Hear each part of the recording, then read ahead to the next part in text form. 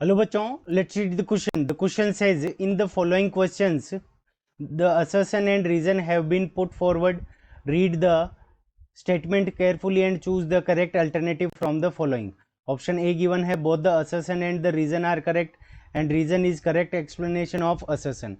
Option given है, assertion and reason are correct but reason is not correct explanation of assertion.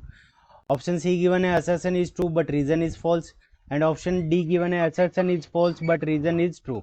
Assertion given है, frequency of ultrasonic sound is more than upper band frequency of audible range.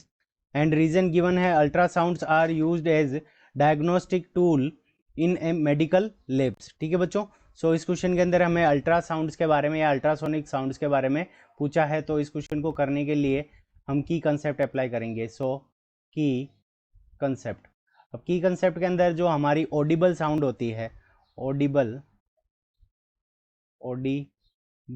Sound, सो जो हमारी Audible sound होती है उसकी जो range होती है, Audible sound की जो रेंज होती है वो हमारी कितनी होती है, 20 हर्ट्ज टू 20,000 हर्ट्ज. तो जो ऑडिबल साउंड होती है जिसको हम सुन सकते हैं वो कहाँ से कहाँ तक होती है, तो 20 हर्ट्ज टू 20,000 हर्ट्ज.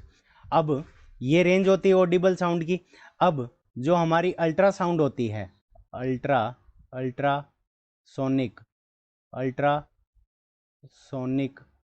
साउंड, अब जो हमारी अल्ट्रासोनिक साउंड होती है उसकी जो रेंज होती है वो क्या होती है, अल्ट्रासोनिक साउंड की जो फ्रीक्वेंसी होती है वो कितनी होती है हमारी, मोर देन 20,000 हर्ट्ज.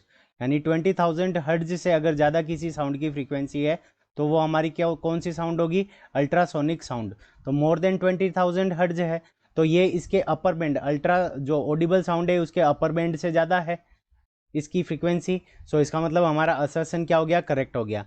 अब जो अल्ट्रासाउंड्स होती है, अल्ट्रासाउंड्स, तो जो अल्ट्रासाउंड्स होती है वो मेडिकल डायग्नोसिस के अंदर यूज़ होती है, जैसे सोनोग्राफी के अंदर.